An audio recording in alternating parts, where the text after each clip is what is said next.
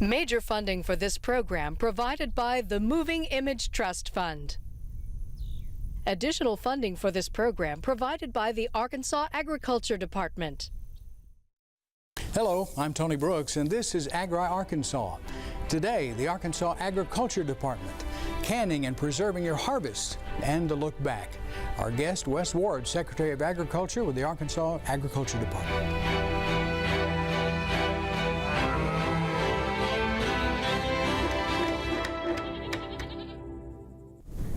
The Arkansas Agriculture Department is dedicated to the development and implementation of policies and programs for Arkansas's agriculture and forestry to keep its farmers and ranchers competitive in national and international markets while ensuring safe food, fiber, and forest products for the citizens of the state and the nation. Let's take a closer look now at the Arkansas Agriculture Department. Every year, Arkansas is going to be ranked in the top 25 in the nation, and generally 22, 23 different commodities. And so Arkansas is a rural state. It's an agricultural state. Agriculture is our #1 industry, a $20 billion economic impact. But what you see in Arkansas that you don't see in other states in the U.S. or even other parts of the world is the diversity of agriculture that we have here. We do a lot of things very well, but we have a lot of things going on, and with that comes a lot of challenges, and that kind of points to the importance of having a strong ag department and a strong team that can work to address those and keep the industry and keep that Arkansas's #1 industry successful and prosperous into the future. Within the Arkansas Agriculture Department, we have our Arkansas State Plant Board, our Arkansas Livestock and Poultry Commission, and our Arkansas Forestry Commission. So 3 unique pieces of the Arkansas Agriculture Department team that really are in all corners of the state of Arkansas, all working to support agriculture and forestry and all parts that make that function and make it our #1 industry in the state of Arkansas. So they do a lot of work with our #1 industry in the state. They're busy dealing with all sorts of issues that range from animal health to plant health to everything in between, forest health, all pieces of it. So we, within the department, within the Arkansas Agriculture Department, as I said, they're all part of that Agriculture Department team. And so we all work together on those issues and are spending a lot of time finding ways to better work together on those issues. So with agriculture and forestry being so important to the state, it's important for us to continue to find ways to improve and to work together and to improve our operations. And so we spend a lot of time working on that. And here internally within the Ag Department, we spend a lot of time with individual directors. So myself and the State Forester, Joe Fox, will talk about forestry issues, or myself and Patrick Fisk will talk about animal health issues, and Terry Walker with more on the plant side. So we all work very closely, hand in hand every day on all those ranges of issues that you see throughout the state of Arkansas. Our mission really is just to keep agriculture successful, and that ranges from promoting what agriculture is doing, and that across the broad diversity that we have in the state, but facing those challenges, whether that's a dicamba issue or feral hog issue or avian influenza issue, it's addressing those challenges that the industry faces so that it can be successful into the future. And that's, we try to promote and really congratulate and help push the accomplishments that we've had in the industry and make sure that everybody's aware of how important agriculture is to the state of Arkansas and all the work that goes into that. We do have personnel throughout the entire state of Arkansas, but within here in Little Rock at our headquarters building, we have all portions of the Ag Department. So we have our Forestry Commission, our Plant Board, our Livestock and Poultry Commission, and that there's a piece of the work that they do here within this building. So that includes our veterinary diagnostic lab, our seed lab, our personnel that run program managers that are taking care of all these issues. And so while we are throughout the entire state of Arkansas, a lot of that kind of stems and flows from throughout this building. So a lot of it comes through here. We have generally about 530 employees throughout the entire state of Arkansas. And so what we do and what all of our employees do is working to make sure that that #1 industry in the state remains successful and continues to be successful into the future.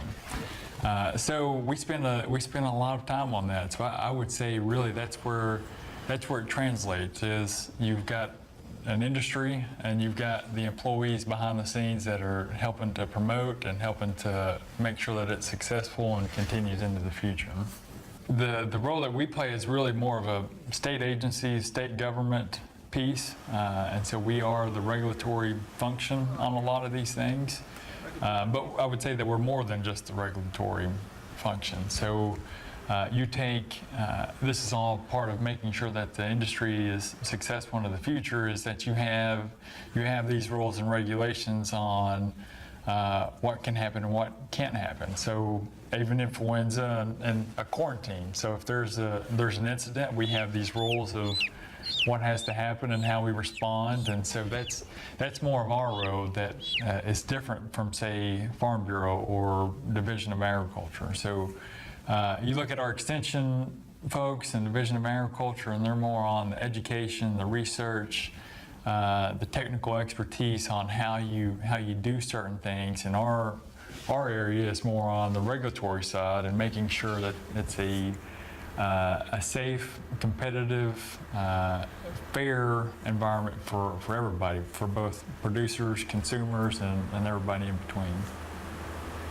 Well, I think the most important piece there is that we don't want to be that strong arm of the government that's forcing people and a detriment to business, or keeping people from doing things that they need to be able to do, or adding another level of bureaucracy or any of those pieces. We're here to help.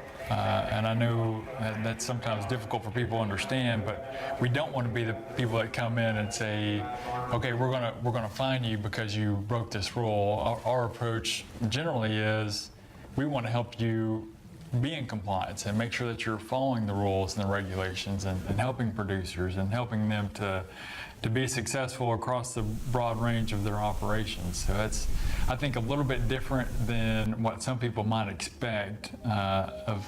You hear someone's from the government and okay, they're just here to get me in trouble. And it's like, no, we're here to help make sure that you're doing things the right way.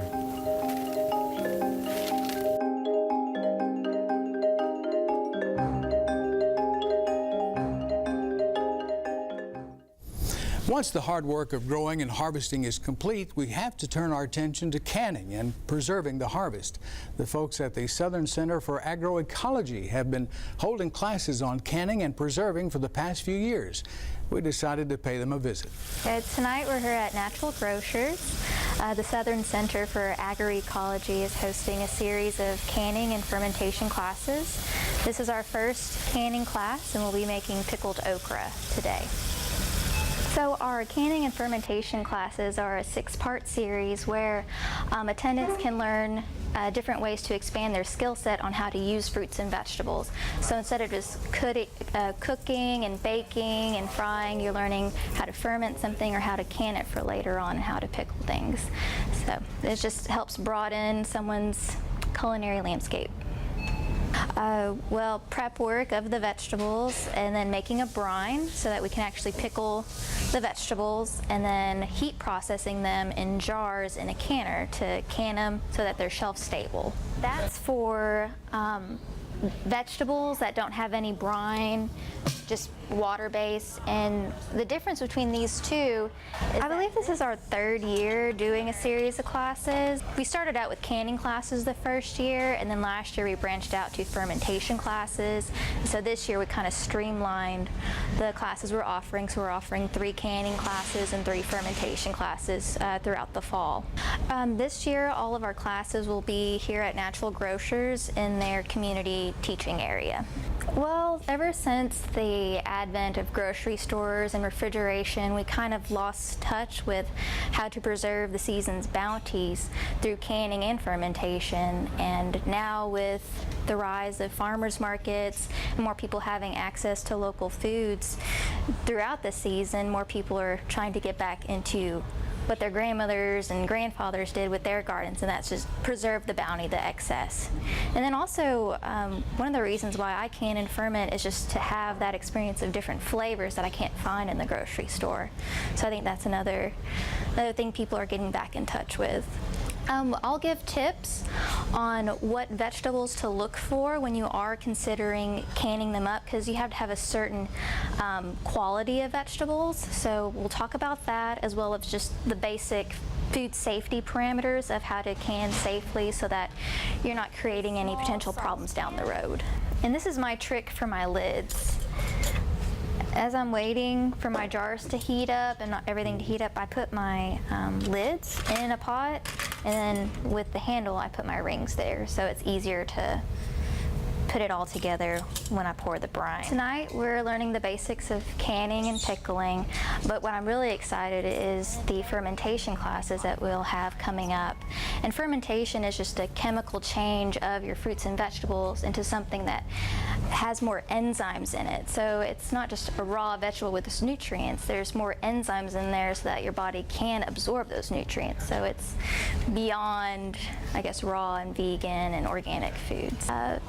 Fermentation is accessible to anyone. You don't have to have a lot of equipment to ferment your foods, and it's also very beneficial for your health as well. There are a lot of new studies keep coming out about the benefits of prebiotics and probiotics, which is found in fermented foods. So I highly encourage people that want to, I guess, take another step beyond just raw and organic and vegan to try fermented food. Some of it is pickling. Okay. Some fermentation requires a little bit of salt. So one of our classes is fermented cucumbers, which is one of my favorite type of pickles, actually, a spicy pickle.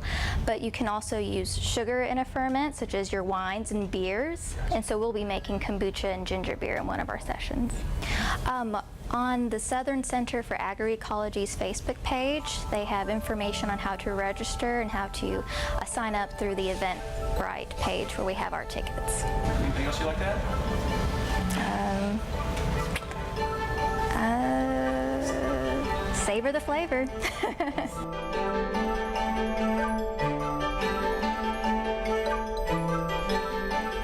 We're happy to welcome once again to our program Arkansas Secretary of Agriculture, Wes Ward. And Wes, it's good to have you back.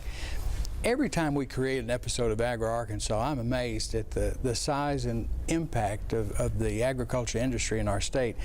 By far, our largest industry, as you said in that piece, with $20 billion impact on our economy, and it continues to grow. And I'm just looking at some of these figures, 13.5 million acres of farmland, 40% of Arkansas's land mass is dedicated to some sort of farming, 1/6 of the jobs in our state. And I guess you could say that this is possible because Arkansas is blessed with the natural resources and weather to do this. Absolutely. We have, Arkansas has been just blessed extraordinarily with our agricultural resources. And that's, you see it in every corner of the state of Arkansas. You see row crop production, you see livestock production, cattle, poultry, specialty crop production, fruits, vegetables, aquaculture, forestry. Every corner of the state of Arkansas, it doesn't matter where you go, you see agriculture. And I like to tell people, just drive down the highway and look out your window. Or if you're at an airport and the plane's taking off, just look out the window and look, and you're looking at Arkansas agriculture. And it's phenomenal, the amount of agriculture that we have in the state of Arkansas, the diversity that we have in the state of Arkansas, and it really is our state's largest industry and provides a significant economic impact. And as agriculture goes in Arkansas, so goes the state. So it's very important. Yeah, we've mentioned on this program before the different geographic regions. So the soil and the weather entertain different kinds of farming. It's like multi-states here within Arkansas. That's right. Yeah, and you really don't see that sort of diversity in other parts of the country or the world. You know, we spend a lot of time in national meetings with other states, and you know, they may do 3 or 4 things really well. You know, and even other countries throughout the world that we have conversations with, and we start talking about, you know, Arkansas every year. We're going to be 23, 24 different commodities that are in the top 25 in the nation, and several commodities in the top 10 in the U.S. And people are just amazed at the diversity. And we're very fortunate and very blessed. And a lot of that, you know, the majority of that is just to the hard work and the perseverance of our farmers and our ranchers that can take the natural resources that we have and make it productive and be successful with it. So we have a lot to be proud of. We really do. How does the Agriculture Department get its arms around so much diversity? That makes your job very complex. It is, and you know, it's you know, we may spend a Monday on a row crop issue, and a Tuesday on an animal health issue, and a Wednesday on a forestry issue, and it's very complex and very complicated, and that really just points to you have to have a good team in place. You've got to have smart people that are working for the benefit of the agriculture industry and doing it for the right reasons, and that's the only way that we can be successful as an ag department and help provide those services and those programs back to our producers so that they're successful, as if we're all working together, if it's a team approach, if we have smart, dedicated people. And so we have a great team at the Arkansas Agriculture Department. I'm very proud of them and the work that they do. You know, we've had all of your managers here on the program, from the State Plant Board, Livestock and Poultry Commission, and the Forestry Commission. The thing that amazes me is how much these divisions work together. I mean, there's a lot of issues that come up that requires you guys working very closely. Absolutely, and that's something I think we see more and more so today, and for a lot of reasons. You see producers who are diversifying their operations to be more risk averse, and so that they're you know, they may have row crop production, but they'll have some poultry houses or a little background with some cattle, and so you see the interconnectedness of agriculture in a lot of different ways. They may have forest land and timberland investments, and so it's by the diversity of Arkansas agriculture. We're not a Texas or a California, a really large state. We're a fairly small state compared to other states. I think we're 29th in the country as far as land size. And so you see the overlap of these agricultural sectors in Arkansas, and that really forces us really by necessity for us to work together and find better ways of doing things. And we're a stronger team when we work together, and we provide better benefits to the individual farmers and ranchers when we do that. And so it's a constant process, though, just trying to find better ways of doing things, and that's what we're going to keep doing that. Good. Promoting Arkansas agriculture is a big part of what you and your staff do, and I believe you mentioned that Arkansas agricultural exports equal about $3.5 billion a year. What are the major exports that we count on here in Arkansas? Sure. So generally rice is going to be our #1 export. Poultry is another big one. Cotton has been a big one in years past. Soybeans. Those are usually going to be, you know, our top 4 in those areas. Cattle is another one we export some of, but certainly rice Arkansas is the #1 rice producing state in the country, and we're exporting a lot of rice.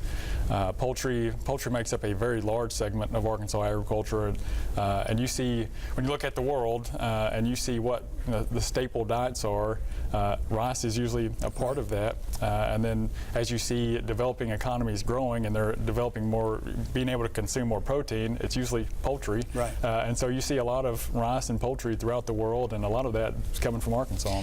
Tell me a little bit about the National Association of the State Departments of Agriculture and that organization's role in promoting and helping to market Arkansas's agricultural products. Yeah, so that's one of the associations that we're a part of, and it's our counterparts in all 50 states and the other ag departments throughout the country. And it's just a great partnership where we can work together on a lot of issues, even beyond just marketing and promoting Arkansas agriculture and agriculture in general.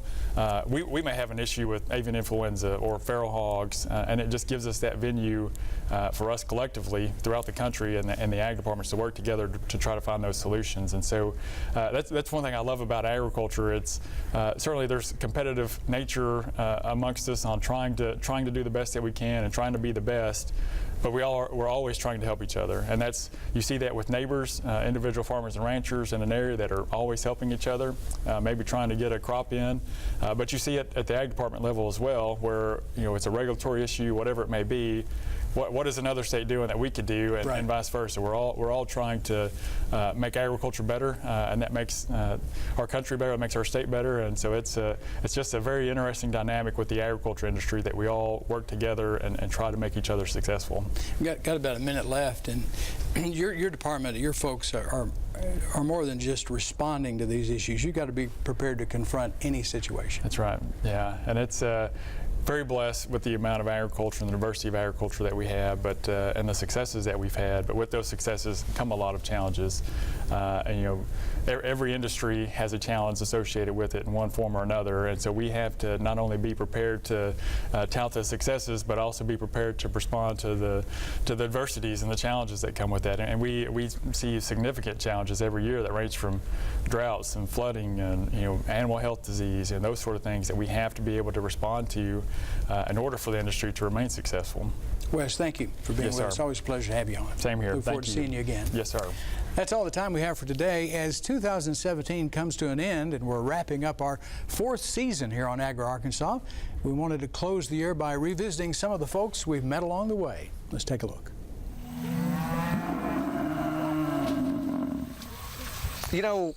We're all meant to be doing something, I think. And I was meant to be raising buffalo.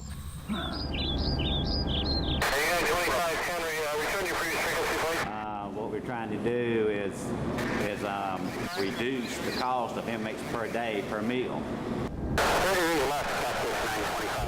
What's it like? I mean, what do you get out of it? It's enjoyable. I mean, it's like anything. There's good days and bad. Oh yeah, I enjoy it.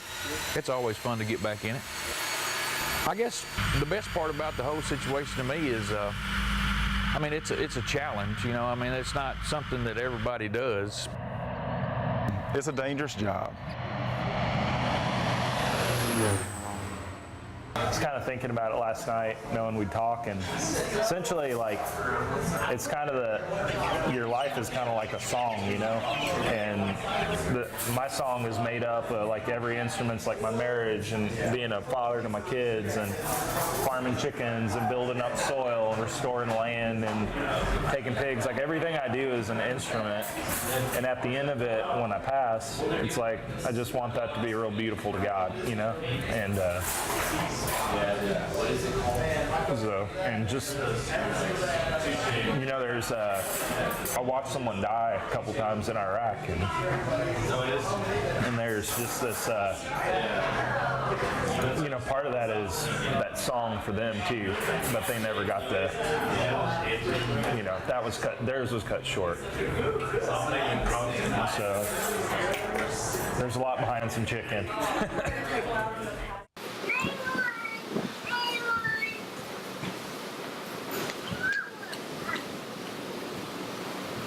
We're kind of a blended mix. We foster and we foster to adopt, and that's kind of our passion. It's just kind of hard to talk about because some of our kids came from some pretty bad situations. I saw me and I saw you, and I thought, okay. Resilient food systems, health, and sustainable energy.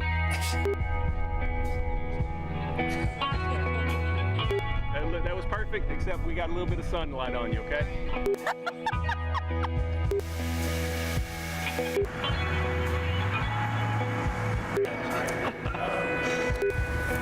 15-second closing thought.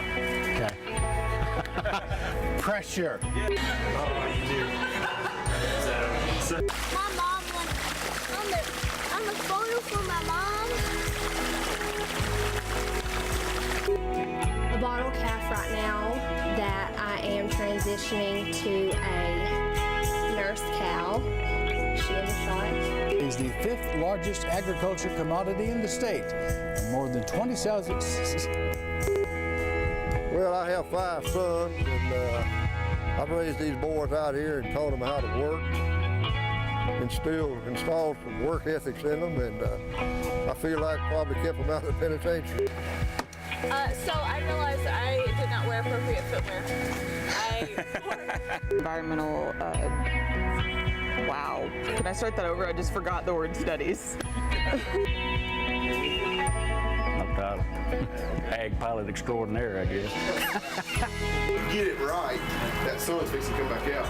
If you get it right and hit that right, you can get where you won't even see those cars on that bypass. We'll be on the website. The days are open. And why do you say pecan instead of pecan? Well, that, you know, I never understood why somebody says pecan.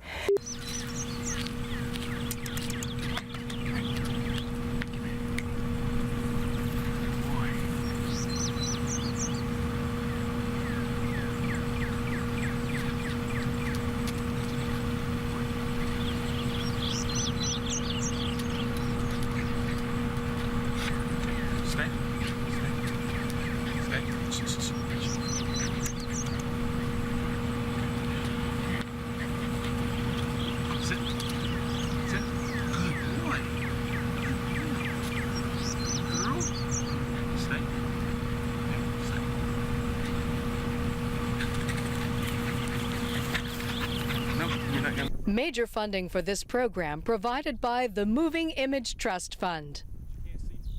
Additional funding for this program provided by the Arkansas Agriculture Department.